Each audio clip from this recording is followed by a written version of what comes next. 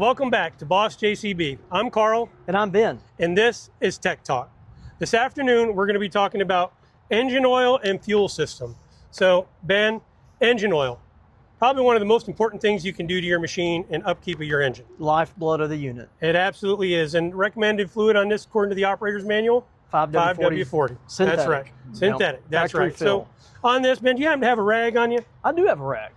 Thank you, sir. Thanks for asking. So, in order to check your oil level, again, flat level surface, all right? That comes number one when you're checking any fluid levels. So you're gonna pull your oil dipstick, you're gonna clean it off, you're gonna put it right back in. Don't even look at it that first time. Now, before you check it, if you've been running your machine, let it sit for 5 or 10 minutes before you check your oil, right? You've gotta let that oil get down in there and settle. Otherwise, you're gonna get false highs, false lows, right? You just, to get an accurate reading, let it sit.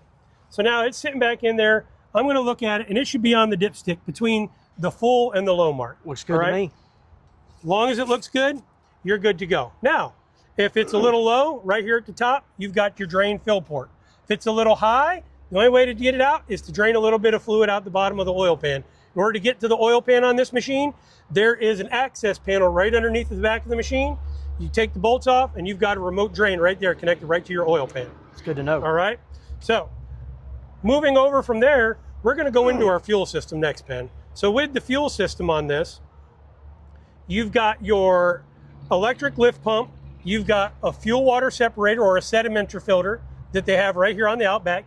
You also have what we have called as the primary filter. That primary filter is a little bit harder to get to. That same access panel for the oil, you can also get to your high pressure filter right there, or your primary filter, right? So it sits right there. Now, one thing I'm going to tell you about with these JCB filters in this fuel system, this is a Tier 4 final engine. It's a high pressure fuel system. You do not have to pre-fill these filters. In fact, we absolutely recommend you do not fill them, all right? So what you're going to do is you just put your new filters on there. Once the new filters are on there, this electric lift pump will prime them for you. You turn your key on and let it run for about a 23-second cycle. That pump will run and it will fill up. Turn the key to the run position, but you're not trying to start You don't start it, you just turn it to the run position. Okay, that's correct. makes sense. You do that 3 times. After 3 times, it's going to prime your system for you. Now you're ready to go. Good to know. All right, now, with the sedimenter filter, all right, what this is intended to do is, we've got a steel fuel tank on this. Condensation happens, right? Sometimes your tank that you're filling up the diesel with gets condensation in it, and water and diesel happens.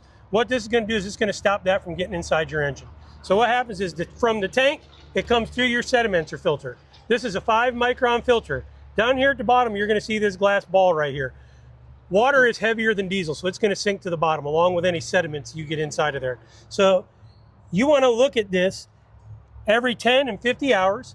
You're going to check it, and you're going to make sure you don't have anything in here. If you do, best thing to do is get you a little cup, put it underneath of here, open this valve just a little bit, turn it counterclockwise, drain it out till you see that water come out the bottom. Once you're back to straight diesel fuel, tighten it back up, and you just put your sensor connector right back on there, and you're ready to go. Good to know. You've now cleaned your sedimenter.